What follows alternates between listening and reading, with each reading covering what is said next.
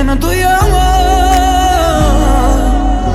Gözlüm sana darenni duyamam. Geceler düşlerimi yatlayan o dünyalar şunu fen uğrumda sergelen deli duyamam. Akyan göz yaşlarını yatlayan her gece gözlerimi izleyen senin feci sözlerim. Aramıma gayrı olmasın gelip idin çekeyen nerlerimi duyamam.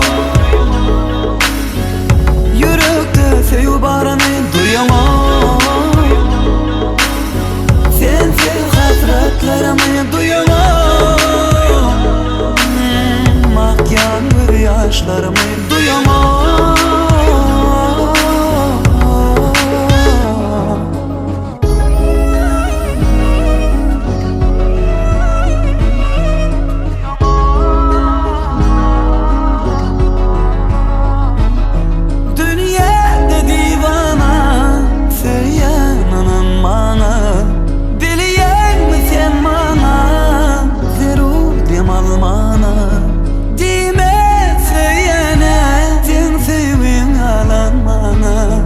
Akval bağlanı gene didem gelmana duyamam.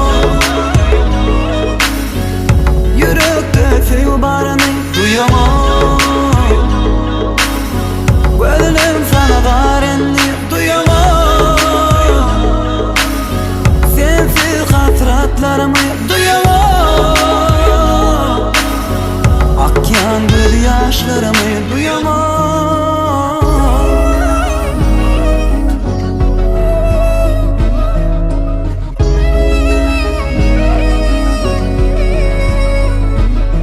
Duyamam geceler düşlerimi yatlayan o dünyalar şunu fen uğrumda sergelen deli duyamam. Akyan göz yaşlarımı yatlayan her gece gözlerimi izleyen senin feci sözlerim. Aramıma gayrı olmasın gelip idin çekeyen nerlerimi duyamam.